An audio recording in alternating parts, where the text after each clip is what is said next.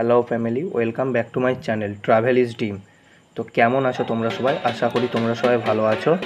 তো আমরা এখন এসে পড়েছি কামারপুকুরে গাজন উৎসব, মুকুন্দপুর গ্রামে। এটা এখন শালে ভর বলা হয় এটাকে। এটাই মানে শাল কাঠের উপর পেরেককে উল্টো দিক দিয়ে গাঁথা থাকে, মানে ছোঁচাল অংশটা উপর দিকে থাকে, আর তার উপর ফুল দিয়ে ভর্তি করা থাকে। তার উপর সন্ন্যাসী যে হয়, সন্ন্যাসীকে শোয়ানো হয়েছে। দেখতে পাচ্ছেন আপনারা, সন্ন্যাসীকে শোয়ানো হচ্ছে এবং ভিডিওটা অত্যন্ত খুবই ভালো হয়েছে। তো সব কিছুই আপনাদেরকে ডিটেলসে দেখাচ্ছি। তো এরপরে মানে সবাই সব পা ঠিক করে দিচ্ছে। আর এটা গাজন ঘাট থেকে মন্দির পর্যন্ত যেতে হয়। এবং দেখতেই পাচ্ছেন এরপরে একটা ছেলে ওর উপর আমার মানে সন্ন্যাসীটার উপরে দাঁড়িয়েছে পাশে, হাতগুলো হালকা করে উপর দিক থেকে টেনে ধরে রেখেছে। এবার সবাই তাকে বুঝিয়ে দিচ্ছে কি করতে হবে এবং সবাই আস্তে আস্তে করে পুরো চাগিয়ে নিচ্ছে। এই অবস্থাতে মন্দির পর্যন্ত যাবে। তো কিছু গোলমাল হচ্ছিলো বলে ওখানটা একটু প্রবলেম হচ্ছিলো। সবাই যারা ওই যে বাঁশগুলো নিয়ে আছে তারা সবাই সমান ছিল না বলে একটু প্রবলেম হচ্ছিলো আর কি। তো বেরিয়ে পড়েছে এবং দেখতে থাকো অবশ্যই, আর কিছু বলবো না, জাস্ট ভিডিওটা দেখতে থাকো।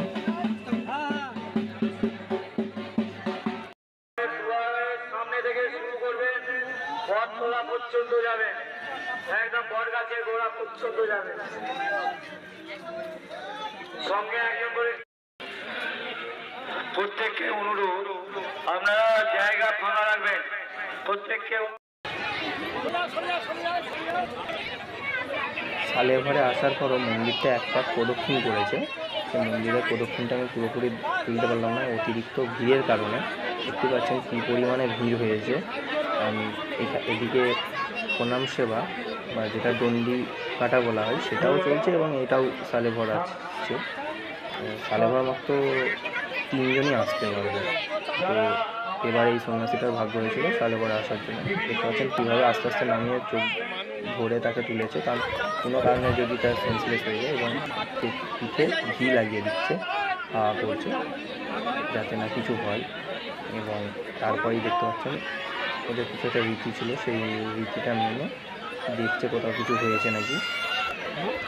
তো যদি ভিডিওটা ভালো লেগে থাকে অবশ্যই লাইক, কমেন্ট, শেয়ার এবং সাবস্ক্রাইব করে বেল আইকনটি প্রেস করে পাশে থাকবেন পরবর্তী ভিডিও নোটিফিকেশান সবার আগে আপনার কাছে আসার জন্য।